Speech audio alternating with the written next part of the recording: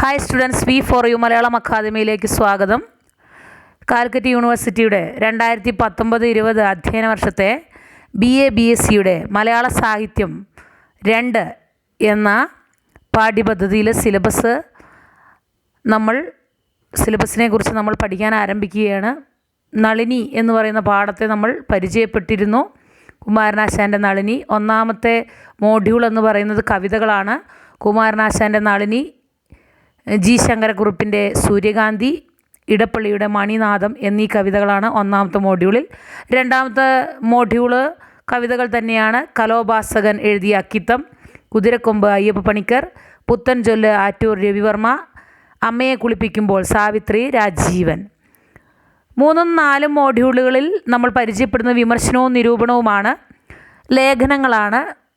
കുട്ടിക്കൃഷ്ണമാരാർ എഴുതിയ അമ്പ, ജോസഫ് മുണ്ടശ്ശേരിയുടെ കാളിദാസനും കാലത്തിൻ്റെ ദാസൻ, KP അപ്പൻ മരണത്തിൻ്റെ സൗന്ദര്യം, കൽപ്പറ്റ നാരായണൻ സ്ത്രീയില്ലാത്ത മാതൃഭൂമി, PK രാജശേഖരൻ എഴുത്തും അധികാരവും. ഇത്രയുമാണ് മലയാള സാഹിത്യം 2 സിലബസ് എന്ന് പറയുന്നത്. ഇന്ന് നമ്മൾ പഠിക്കുന്ന പാഠം എന്ന് പറയുന്നത് PK രാജശേഖരൻ്റെ എഴുത്തും അധികാരവും എന്ന് പറയുന്ന മോഡ്യൂൾ 3-4 ഭാഗത്തിൽ വരുന്ന വിമർശനവും നിരൂപണവും എന്ന വിഭാഗത്തിൽ വരുന്നത് തന്നെയാണ്. അപ്പം ഇന്ന് നമ്മൾ പഠിക്കുന്ന പാഠം PK രാജശേഖരൻ എഴുതിയ എഴുത്തും അധികാരവും എന്ന് പറയുന്ന പാഠമാണ് ഇന്ന് നമ്മൾ പഠിക്കുന്നത്. അപ്പോൾ നമുക്ക് ലേഖകനെ പരിചയപ്പെടാം. എഴുത്തും അധികാരവും, പാഠത്തിൻ്റെ പേര് എഴുത്തും അധികാരവും. ലേഖകൻ PK രാജശേഖരൻ. 1966 ഫെബ്രുവരി 21 തിരുവനന്തപുരം ജില്ലയിലെ മലയൻകീഴിനടുത്തുള്ള കൽപ്പൂരിലാണ് PK രാജശേഖരൻ്റെ ജനനം. തിരുവനന്തപുരം ജില്ലക്കാരനാണ്. മലയൻകീഴിനടുത്തുള്ള കൽപ്പൂര്. യൂണിവേഴ്സിറ്റി കോളേജ്, കാര്യവട്ടം സർവകലാശാല ക്യാമ്പസ് എന്നിവിടങ്ങളിലൊക്കെ അദ്ദേഹത്തിൻ്റെ പഠന കാലഘട്ടം നമുക്ക് കാണാം. കേരള സർവകലാശാലയിൽ നിന്ന് PhD അദ്ദേഹം നേടിയിട്ടുണ്ട്. അദ്ദേഹത്തെ നമ്മൾ ഔദ്യോഗികമായി പഠിക്കുമ്പോൾ വിമർശകനും സാഹിത്യ നിരൂപകനും പത്രപ്രവർത്തകനും അധ്യാപകനുമാണ് PK രാജശേഖരൻ. PK രാജശേഖരൻ മലയാള സാഹിത്യത്തിൽ നിറഞ്ഞു നിൽക്കുന്നത് വിമർശകൻ എന്ന പേരിലും സാഹിത്യ നിരൂപകൻ എന്ന പേരിലും പത്രപ്രവർത്തകനും നല്ലൊരു അധ്യാപകൻ എന്ന നിലയിലൊക്കെയാണ് അദ്ദേഹത്തെ മലയാളം ഓർത്തിരിക്കുന്നത്. ലോക സാഹിത്യത്തിലെ വിഖ്യാത നോവലുകളെ മലയാളത്തിന് പരിചയപ്പെടുത്തുന്നതിൽ വലിയ പങ്ക് അദ്ദേഹം കാഴ്ചവെച്ചിട്ടുണ്ട്. PK രാജശേഖരനെക്കുറിച്ച്, ലേഖകനെക്കുറിച്ച് പഠിക്കുമ്പോൾ ശ്രദ്ധേയമായൊരു കാര്യമാണ് ഇപ്പോൾ പറഞ്ഞത്. ലോക സാഹിത്യത്തിലെ വിഖ്യാത നോവലുകളെ, ലോക സാഹിത്യത്തിൽ പ്രശസ്തമായിട്ടുള്ള നോവലുകളെ മുഴുവൻ ഏറെക്കുറെ പരിചയപ്പെടുത്തുന്ന കാര്യത്തിൽ PK രാജശേഖരൻ വലിയ പങ്ക് നിർവഹിച്ചിട്ടുണ്ട്. മാതൃഭൂമി ആഴ്ചപ്പതിപ്പിൽ അദ്ദേഹം എഴുതിയ വാക്കിൻ്റെ മൂന്നാംകര, ശ്രദ്ധിക്കുക, മാതൃഭൂമി ആഴ്ചപ്പതിപ്പിൽ അദ്ദേഹം എഴുതിയ വാക്കിൻ്റെ മൂന്നാംകര എന്ന ലേഖന പരമ്പര ഏറെ സഹൃദയ ശ്രദ്ധ പിടിച്ചുപറ്റിയ ഒരു കൃതിയാണ്. അദ്ദേഹത്തിൻ്റെ കൃതികളെ നമുക്കൊന്ന് പരിചയപ്പെടാം. അദ്ദേഹത്തിൻ്റെ കൃതികൾ ഇതൊക്കെയാണ്: പിതൃഘടികാരം, OV വിജയൻ്റെ കലയും ദർശനവും, അന്ധനായ ദൈവം, മലയാള നോവലിൻ്റെ 100 വർഷങ്ങൾ, നിശാസന്ദർശനങ്ങൾ, വാക്കിൻ്റെ മൂന്നാംകര, നരകത്തിൻ്റെ ഭൂപടങ്ങൾ, ഏകാന്ത നഗരങ്ങൾ, ഉത്തരാധുനിക മലയാള സാഹിത്യത്തിൻ്റെ ഭൂപടങ്ങൾ, ഉത്തരാധുനിക മലയാള സാഹിത്യത്തിൻ്റെ സൗന്ദര്യശാസ്ത്രം, ബുക്സ്റ്റാൾജിയ, ഒരു പുസ്തക വായനക്കാരൻ്റെ ഗൃഹാതുരത്വങ്ങൾ എന്നിവയൊക്കെയാണ് അദ്ദേഹത്തിൻ്റെ ഏറ്റവും പ്രധാനപ്പെട്ട കൃതികളെന്ന് പറയേണ്ടത്. അദ്ദേഹത്തിൻ്റെ കൃതികളെ ഒരിക്കൽ കൂടി പരിചയപ്പെടുത്തുകയാണ്. പിതൃഘടികാരം, OV വിജയൻ്റെ കലയും ദർശനവും, അന്ധനായ ദൈവം, മലയാള നോവലിൻ്റെ 100 വർഷങ്ങൾ. ശ്രദ്ധിക്കുക, പിതൃഘടികാരം എന്ന് പറയുന്ന കൃതിയോടൊപ്പം തന്നെയാണ് OV വിജയൻ്റെ കലയും ദർശനവും. അന്ധനായ ദൈവം എന്ന് പറയുന്ന കൃതിയോടൊപ്പം തന്നെ ചേർത്ത് വയ്ക്കുന്ന പേരാണ് മലയാള നോവലിൻ്റെ 100 വർഷങ്ങൾ. അപ്പോൾ 2 കൃതിയുടെ പേര് പറഞ്ഞു. ഒന്ന് പിതൃഘടികാരം, OV വിജയൻ്റെ കലയും ദർശനവും, അന്ധനായ ദൈവം, മലയാള നോവലിൻ്റെ 100 വർഷങ്ങൾ. നിശാസന്ദർശനങ്ങൾ 3ാമത്തെ കൃതി, വാക്കിൻ്റെ മൂന്നാംകര 4ാമത്തെ കൃതി, നരകത്തിൻ്റെ ഭൂപടങ്ങൾ 5, 6 ഏകാന്ത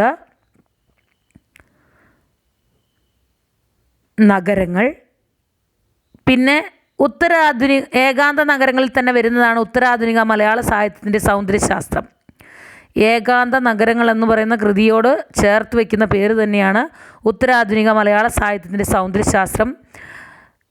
ബുക്സ്റ്റാൾജിയ എന്ന കൃതിയോട്, ബുക്സ്റ്റാൾജിയ എന്ന പേരിനോട് തന്നെ ചേർത്ത് വയ്ക്കണം ഒരു പുസ്തക വായനക്കാരൻ്റെ ഗൃഹാതുരത്വങ്ങൾ. ശ്രദ്ധിക്കുക, ബുക്സ്റ്റാൾജിയ എന്ന് പറയുന്ന കൃതിയോട് ചേർത്ത് തന്നെ പേരിൽ വരുന്നത് തന്നെയാണ് ഒരു കൃതി തന്നെയാണ് ഇത് ഈ പറയുന്നത് ബുക്സ്റ്റാൾജിയ, ഒരു പുസ്തക വായനക്കാരൻ്റെ ഗൃഹാതുരത്വങ്ങൾ എന്നിവയൊക്കെയാണ് അദ്ദേഹത്തിൻ്റെ പ്രശസ്തമായ കൃതികൾ. അപ്പോൾ ഞാൻ ആദ്യമേ പറഞ്ഞു, ലോക സാഹിത്യത്തിലെ പ്രശസ്തമായ നോവലുകൾ മലയാളത്തിന് പരിചയപ്പെടുത്തുന്നതിൽ വലിയ പങ്ക് അദ്ദേഹം വഹിച്ചിട്ടുണ്ട്. മാതൃഭൂമി ആഴ്ചപ്പതിപ്പിലെ വാക്കിൻ്റെ മൂന്നാംകര എന്ന ലേഖന പരമ്പര വളരെ ശ്രദ്ധേയമായ ഒരു കൃതിയായിരുന്നു. അപ്പം നമുക്ക് പഠിക്കാനുള്ള എഴുത്തും അധികാരവും എന്ന കൃതിയെ നമ്മൾ പഠിക്കാൻ ശ്രമിക്കുമ്പോൾ അന്ധനായ ദൈവം മലയാള നോവലിൻ്റെ 100 വർഷങ്ങൾ എന്ന പുസ്തകത്തിലെ ഒരു ലേഖനമാണ് ഇതെന്ന് നമ്മൾ പഠിക്കണം. അന്ധനായ ദൈവം മലയാള നോവലിൻ്റെ 100 വർഷങ്ങൾ എന്ന പുസ്തകത്തിലെ ഒരു ലേഖനമാണ് നമുക്ക് പഠിക്കാനുള്ള എഴുത്തും അധികാരവും എന്ന് പറയുന്ന ഈ പാഠം. മലയാള നോവൽ ചരിത്രത്തിലെ വളർച്ചയുടെയും ഒപ്പം തന്നെ സാമൂഹിക സാംസ്കാരികവും അതോടൊപ്പം ഭാഷാപരവുമായ എല്ലാ മാറ്റങ്ങളും അതിൻ്റെ ചലനങ്ങളും ഒക്കെ വളരെ വ്യക്തമായി പ്രതിപാദിക്കുന്ന ഒരു പുസ്തകമാണ് അന്ധനായ ദൈവം. അപ്പം നമുക്ക് പഠിക്കാനുള്ള എഴുത്തും അധികാരവും എന്ന പാഠം എടുത്തിരിക്കുന്നത് അന്ധനായ ദൈവം മലയാള നോവലിൻ്റെ 100 വർഷങ്ങൾ എന്ന പുസ്തകത്തിൽ നിന്നാണ് എടുത്തിരിക്കുന്നത്. എഴുത്തും അധികാരവും എന്ന് പറയുന്ന ഈ ലേഖനത്തിൻ്റെ ഉള്ളടക്കം ഒറ്റ വാക്കിൽ പറഞ്ഞാൽ മലയാള നോവൽ ചരിത്രത്തിൻ്റെ വളർച്ചയും സാമൂഹിക സാംസ്കാരികമായിട്ടുള്ള പ്രത്യേകിച്ച് ഭാഷാപരമായിട്ടുള്ള എല്ലാ മാറ്റങ്ങളും, സാമൂഹികവും സാംസ്കാരികപരമായ മാറ്റങ്ങളും ഭാഷാപരമായിട്ടുള്ള എല്ലാ മാറ്റങ്ങളുടെയും ചലനങ്ങൾ അല്ലെങ്കിൽ മാറ്റങ്ങളുടെയും കാരണങ്ങൾ സ്പഷ്ടമാക്കുന്ന ഒരു കൃതി തന്നെയാണ് ഈ അന്ധനായ ദൈവം മലയാള നോവലിൻ്റെ 100 വർഷങ്ങൾ എന്ന് പറയുന്ന പുസ്തകം. അതാണ് നമുക്ക് പഠിക്കാനുള്ള പാഠത്തിൻ്റെ ഉള്ളടക്കവും. അതായത് അന്ധനായ ദൈവം മലയാള നോവലിൻ്റെ 100 വർഷങ്ങൾ എന്ന് പറയുന്ന ഈ പഠന ഗ്രന്ഥത്തിൽ PK രാജശേഖരൻ കഴിഞ്ഞ ശതകത്തിൽ മലയാളി കടന്നുപോരുകയും ആർജിക്കുകയും ചെയ്ത എല്ലാ സാംസ്കാരിക വിശേഷങ്ങളും സാമൂഹിക അനുഭവങ്ങളും മാറ്റിമറിക്കപ്പെടുകയും എഴുതപ്പെടുകയും ചെയ്യുന്ന നോവലിൻ്റെ 100 വർഷത്തെ വിലയിരുത്തുന്നതായിട്ടാണ് പ്രതിപാദിക്കുന്നത്. ഈ പഠനഗ്രന്ഥത്തിലെ വളരെ പ്രധാനപ്പെട്ട ഒരു ലേഖനം തന്നെയാണ് എഴുത്തും അധികാരവും എന്ന് പറയുന്ന ഈ പാഠം. അതായത് അച്ചടിയും ഇംഗ്ലീഷ് വിദ്യാഭ്യാസവും നൽകിയ പുതിയ സാധ്യതകൾ മുതലാക്കി അച്ചടിയും ഇംഗ്ലീഷ് വിദ്യാഭ്യാസവും നൽകിയ പുതിയ സാധ്യതകൾ മുതലാക്കി കേരളീയ സംസ്കാരത്തിൻ്റെ ഭാഗമായ ആഖ്യാന രൂപമാണ് നോവൽ എന്ന് പറയുന്ന സാഹിത്യരൂപം. അപ്പം നോവലിനെ കുറിച്ച് സാധാരണ സ്റ്റെന്താൾ പറഞ്ഞു വച്ചിട്ടുണ്ട്, നോവൽ എന്ന് പറയുന്നത് വഴിവക്കിൽ വച്ചിരിക്കുന്ന കണ്ണാടിയാണെന്ന്. കണ്ണാടിയുടെ പ്രത്യേകത എന്താ? കണ്ണാടിക്ക് മുൻപിൽ കൂടി കടന്നു പോകുന്ന എല്ലാ രൂപങ്ങളും കണ്ണാടിയിൽ പ്രതിഫലിക്കുമെന്നുള്ളതാണ്. അതായത് മനുഷ്യ ജീവിതത്തിൻ്റെ സമസ്ത ശക്തി ചൈതന്യങ്ങളെയും ആവിഷ്കരിക്കാൻ ഒരു മാധ്യമം എന്ന നിലയിൽ ഒരു മാധ്യമമായിട്ട് സാഹിത്യത്തിൽ നിറഞ്ഞു നിൽക്കുന്നതാണ് നോവൽ എന്ന് പറയുന്ന പ്രസ്ഥാനം. ഒരിക്കൽ കൂടി പറയാം, മനുഷ്യ ജീവിതത്തിൻ്റെ സമസ്ത ശക്തി ചൈതന്യങ്ങളെയും വളരെ മനോഹരമായിട്ട് ആവിഷ്കരിക്കാൻ കഴിയുന്ന സാഹിത്യത്തിലെ ഒരു മാധ്യമം തന്നെയാണ് നോവൽ പ്രസ്ഥാനം. നോവൽ എന്ന് പറയുന്നത് എല്ലാ വിഭാഗം ജനങ്ങളെയും ആകർഷിക്കുന്ന ഒരു സാഹിത്യ പ്രസ്ഥാനം തന്നെയാണ്. അതുകൊണ്ട് തന്നെ ലോക സാഹിത്യം മുഴുവൻ നമുക്കെടുത്ത് പരിശോധിക്കുമ്പോൾ നോവൽ ഒരു യുഗം തന്നെയാണെന്ന് നമുക്ക് കാണാം. ശരിക്കും ഈ 18-ാം നൂറ്റാണ്ട് മുതൽ ഇതുവരെ പ്രസിദ്ധീകരിക്കപ്പെട്ടിട്ടുള്ള വിശ്വസാഹിത്യകൃതികൾ ഒക്കെ ജനഹൃദയങ്ങളിൽ മായാതെ നിലനിൽക്കുകയും ഈ ജനഹൃദയങ്ങളെ അല്ലെങ്കിൽ സഹൃദയ മനസ്സുകളെ പ്രചോദിപ്പിക്കുകയും സംവേദനക്ഷമത വികസിപ്പിച്ചെടുക്കുകയൊക്കെ ചെയ്യുന്നത് നമുക്ക് കാണാം. അതിന് ഈ മുൻപേ പറഞ്ഞിട്ടുള്ള സമൂഹത്തിൻ്റെ എല്ലാ മാറ്റങ്ങൾക്കും ഒരു പ്രചോദനമായി നിൽക്കുന്നത് നോവൽ എന്ന് പറയുന്ന സാഹിത്യരൂപമാണ്. മനുഷ്യ ജീവിതം എന്ന് പറയുന്നത് ശരിക്കും വ്യത്യസ്തമായ തലങ്ങളിൽ കൂടി വളർന്നു വരുന്നതാണ്. അപ്പോൾ ആ മനുഷ്യൻ്റെ വ്യത്യസ്തമായ തലങ്ങളിലുള്ള പ്രവർത്തനത്തെ സമഗ്രമായിട്ട് ഒന്നിച്ച് ആവിഷ്കരിക്കാൻ മാനസികവും വൈകാരികവുമായ സൂക്ഷ്മാംശങ്ങളൊക്കെ എഴുത്തിലൂടെ എടുത്തു കാണിക്കാനൊക്കെ നോവൽ എന്ന് പറയുന്ന സാഹിത്യ പ്രസ്ഥാനത്തിന് സാധിക്കും. ശരിക്കും വ്യവസായ യുഗത്തിലെ കവീശ്വരനാണ് നോവലിസ്റ്റുകൾ എന്നൊക്കെ ഒരിടയ്ക്ക് പറയാറുണ്ടായിരുന്നു. കാരണം ഇങ്ങനെ വ്യവസായ യുഗത്തിലെ കവീശ്വരന്മാരാണ് നോവലിസ്റ്റുകൾ എന്ന് പറയാനൊക്കെ കാരണം എന്താണെന്ന് ചോദിച്ചാൽ, ജീവിതത്തിൻ്റെ ആഴവും ജീവിതത്തിൻ്റെ പരപ്പും വ്യത്യാസങ്ങളും ജീവിതത്തിലെ പ്രശ്നങ്ങളും ഒക്കെ വളരെ പൂർണ്ണമായി അവതരിപ്പിക്കാൻ നോവൽ എന്ന് പറയുന്ന സാഹിത്യ രൂപത്തിന് മാത്രമേ കഴിഞ്ഞിരുന്നുള്ളൂ എന്നതാണ് സത്യം. അപ്പോൾ ശരിക്കും നോവലിൻ്റെ അർത്ഥവ്യാപ്തിയെ നമുക്ക് കേവലം ഒരു നിർവചനത്തിലൊന്നും ഒതുക്കി നിർത്താൻ പറ്റില്ല. കാരണം ഉൾക്കനമുള്ള ഒരു കഥയാണ് നോവലിനുണ്ടാകുക. ഒരിക്കൽ പോലും ഒരു ചെറുകഥ വലിച്ചു നീട്ടിയാൽ നോവലായി മാറുകയൊന്നുമില്ല. അത് ശരിക്കും ഇങ്ങനെയാണ് സാഹിത്യകാരന്മാർ വിലയിരുത്തി വച്ചിരിക്കുന്നത്. മനുഷ്യ ശരീരത്തോട് നോവലിനെ ഉപമിക്കാറുണ്ട് സാഹിത്യകാരന്മാർ. അതായത് നോവലിലെ കഥ എന്ന് പറയുന്നത് തന്നെയാണ് നട്ടെല്ല്. ആ നട്ടെല്ലിനോട് ബന്ധിപ്പിക്കുന്ന അസ്ഥികൂടവും അവയവങ്ങളുമാണ് നോവലിലെ കഥാപാത്രങ്ങൾ. അപ്പോൾ കഥാപാത്രങ്ങളുടെ അനുഭവങ്ങളും അനുഭൂതികളും ചിന്തകളും വികാരങ്ങളും ആശകളും നിരാശകളും മജ്ജയും നിരാശകളൊക്കെ മജ്ജയായും മാംസമായും ഒക്കെ നമുക്ക് ഈ കഥാപാത്രങ്ങളിലൂടെ രൂപം കൊള്ളുന്നത് കാണാം. അപ്പോൾ ശരിക്കും മനുഷ്യ ശരീരത്തിലൂടെ പാഞ്ഞു പോകുന്ന രക്തം നോവലിനെ സംബന്ധിച്ചിടത്തോളം അതിൻ്റെ ജീവനും ചൈതന്യവും കൂടിയാണ്. ഇവയെല്ലാം ചേർന്നുണ്ടാകുന്ന ഒരു രൂപശില്പത്തിന്, അതിൽ ഉൾക്കൊണ്ടിരിക്കുന്ന ഭാവ രൂപീകരണത്തിന് ഒക്കെ അനുവാചകരെ രസിപ്പിക്കാനും തൃപ്തിപ്പെടുത്താനും അവർക്ക് പ്രത്യേകിച്ച് സാംസ്കാരികമായിട്ടുള്ള ഒരു പുതിയ വെളിച്ചം കൊടുക്കുവാനൊക്കെ കഴിയുമെങ്കിൽ അതാണ് നോവൽ എന്നാണ് പറയപ്പെടുന്നത്. അപ്പോൾ ജീവിതത്തിൻ്റെ ചലനങ്ങളെ വളരെ വികാരഭദ്രമായിട്ട് ആവിഷ്കരിക്കുമ്പോൾ മാത്രമാണ് നോവലിന് ശക്തി കൈവരികയുള്ളൂ. കഥയുടെ പുതുമ, കഥയിലെ പൂർണ്ണത, ആവിഷ്കരണ സൗന്ദര്യം, കഥാപാത്രങ്ങളുടെ വ്യക്തിത്വം, അനുഭൂതി സമ്പന്നത, ജീവിതത്തെക്കുറിച്ചുള്ള അറിവ് തുടങ്ങിയ എല്ലാം നോവലിനെ സംബന്ധിച്ച് പ്രധാന ഘടകങ്ങളാണ്. അതുകൊണ്ട് തന്നെ ഈ അച്ചടിയും ഇംഗ്ലീഷ് വിദ്യാഭ്യാസവും നൽകിയ പുതിയ സാധ്യതകൾ മുതലാക്കിയിട്ട് കേരളീയ സംസ്കാരത്തിൻ്റെ ഭാഗമായ ആഖ്യാന രൂപമായി മാറുകയായിരുന്നു നോവൽ. നോവലിൻ്റെ കടന്നുകയറ്റം എപ്പോഴാണെന്ന് ശ്രദ്ധിക്കണം. അച്ചടി നിലവിൽ വന്നപ്പോഴും ഇംഗ്ലീഷ് വിദ്യാഭ്യാസം പുതിയ സാധ്യതകൾ കാഴ്ചവെച്ചപ്പോഴും. ഒരു ദേശീയത എന്ന നിലയിൽ മലയാളിയുടെ സ്വത്വരൂപീകരണത്തിനും വികാസത്തിനും ഒപ്പം തന്നെ ശൈഥില്യത്തിൻ്റെയും തുടർ പ്രക്രിയകളൊക്കെ നോവൽ എന്ന് പറയുന്ന സാഹിത്യ രൂപത്തിൽ മലയാളി കണ്ടിട്ടുണ്ട്. മറ്റ് സാഹിത്യ രൂപങ്ങളിൽ നിന്നും പൂർണ്ണമല്ലാത്ത ഈ സവിശേഷതയാണ് മലയാള നോവലിൻ്റെ ചരിത്രത്തെ മലയാളികളുടെ ചരിത്രമാക്കി മാറ്റുന്നത്. നമുക്കറിയാം, ചന്തുമേനോൻ്റെയും CV രാമൻപിള്ളയുടെയൊക്കെ പൈതൃകത്തിൽ നിന്നാണ് ശരിക്കും മലയാളത്തിലേക്ക് ഉത്തരാധുനികത എന്ന മലയാള നോവലിൻ്റെ ചരിത്രം കടന്നു വരുന്നത്. ആരിലൊക്കെ? ചന്തുമേനോൻ്റെയും CV രാമൻപിള്ളയുടെയും പൈതൃകത്തിൽ നിന്ന്, അല്ലെങ്കിൽ ആ പാരമ്പര്യത്തിൽ കൂടിയാണ് മലയാളത്തിലേക്ക് ഉത്തരാധുനികത എന്ന് പറയുന്ന ചരിത്രം കടന്നു വരുന്നത്. അതാത് കാലങ്ങളിൽ കേരളീയ സമൂഹത്തെ രൂപപ്പെടുത്തിയ പ്രത്യയശാസ്ത്രങ്ങളുടെയും കൂടി ചരിത്രമാണ് എന്നത് നഗ്നമായ സത്യമാണ്. അപ്പോൾ എല്ലാം നിയന്ത്രിച്ചുകൊണ്ട് എല്ലാത്തിനും വിധാതാവായി നിൽക്കുന്ന ഒരു ഉപരിശക്തിക്കെതിരെ, ശ്രദ്ധിക്കണം, എല്ലാം നിയന്ത്രിച്ച് എല്ലാത്തിനും വിധാതാവായി നിൽക്കുന്ന ഏതെങ്കിലും ഒരു ഉപരിശക്തിക്കെതിരായിട്ടുള്ള വെറുപ്പും ചെറുത്തുനിൽപ്പൊക്കെ നമുക്ക് മലയാള നോവലിൽ കാണാം. അന്ധനായൊരു ദൈവത്തെ പോലെ മേൽക്കോയ്മയുടെ രൂപങ്ങൾ ഭിന്നതരത്തിൽ ഈ നോവലുകളിലൊക്കെ ആവിഷ്കരിക്കപ്പെടുന്നു. പിതൃമേധാവിത്വ സമൂഹം, കരുണയില്ലാത്ത വിധി, രാജനീതി, ജന്മിത്വം, മതം, ഭൂരിപക്ഷം തുടങ്ങിയ വ്യത്യസ്തമായ രൂപങ്ങളിൽ പ്രത്യക്ഷപ്പെടുന്ന മേൽക്കോയ്മകൾക്കെതിരെ നോവൽ കലഹിക്കുന്നത് നമുക്ക് കാണാം.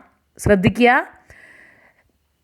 അന്ധനായ ദൈവത്തെ പോലെ മേൽക്കോയ്മയുടെ ചില രൂപങ്ങൾ ഇങ്ങനെ കാണാം. മേൽക്കോയ്മയുടെ രൂപങ്ങളാണ് ഇപ്പോൾ പറഞ്ഞു വെച്ച പിതൃമേധാവിത്വ സമൂഹം, കരുണയില്ലാത്ത വിധികൾ, രാജനീതികൾ, ജന്മിത്വം, മതം, ഭൂരിപക്ഷം തുടങ്ങിയ വ്യത്യസ്തമായ രൂപങ്ങളിൽ പ്രത്യക്ഷപ്പെടുന്ന മേൽക്കോയ്മയോട് നോവൽ കലഹിക്കുന്നുണ്ട്.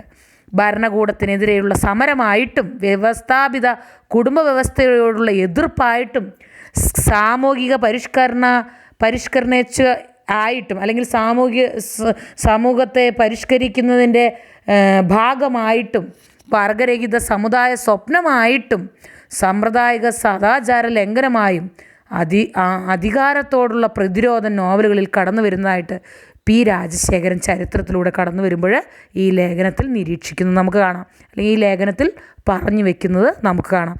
അപ്പം ചരിത്രത്തെക്കുറിച്ച് പറയുമ്പോൾ അദ്ദേഹം പറഞ്ഞു വയ്ക്കുന്നു, സി വി രാമൻപിള്ളയിലും ചന്തുമേനോനിലൊക്കെ തുടങ്ങുന്ന പൈതൃകമാണ് നമ്മളുടേത്. ആ പൈതൃകത്തിലൂടെ കേരളീയ സമൂഹത്തിനൊരു പ്രത്യയശാസ്ത്രം വളർന്നു വരുന്നത് നമുക്ക് കാണാം. ആ പ്രത്യയശാസ്ത്രത്തിൻ്റെ ചരിത്രം ഇതിനകത്തുണ്ട്. പിന്നെ അന്ധനായ ദൈവത്തെ പോലെ ചില മേൽക്കോയ്മകളോട്, ആ മേൽക്കോയ്മകളുടെ രൂപമാണ് പിതൃമേധാവിത്വ, സമൂഹം കരുണയില്ലാത്ത വിധി, രാജനീതി, ജന്മിത്തം, മതം, ഭൂരിപക്ഷം തുടങ്ങിയവയോടൊക്കെ നോവൽ കലഹിക്കുന്നത് നമുക്ക് കാണാം. നോവൽ എന്ന് പറയുന്ന സാഹിത്യരൂപം കലഹിക്കുന്നത് കാണാം. ഭരണകൂടത്തോട് എതിരെ സമരമായിട്ടും വ്യവസ്ഥാപിത കുടുംബ വ്യവസ്ഥയോടുള്ള എതിർപ്പായിട്ടും സാമൂഹിക പരിഷ്കരണത്തിന് ഇടപെടുന്ന രീതിയിലും വർഗരഹിത സമുദായത്തെ സ്വപ്നം കാണുന്ന രീതിയിലും സാമ്പ്രദായിക സദാചാര ലംഘനമായിട്ടും അധികാരത്തോട് പ്രതിരോധിക്കുന്നതായിട്ടൊക്കെ നോവൽ മാറുന്ന, അല്ലെങ്കിൽ നോവലിൻ്റെ ആ ചരിത്രത്തിൽ പി കെ രാജശേഖരൻ അങ്ങനെ നോവലിൻ്റെ ചരിത്രം മാറുന്നതായിട്ട് പി കെ രാജശേഖരൻ നമ്മളെ പഠിപ്പിക്കുന്നു. സാമൂഹിക യാഥാർത്ഥ്യത്തിലും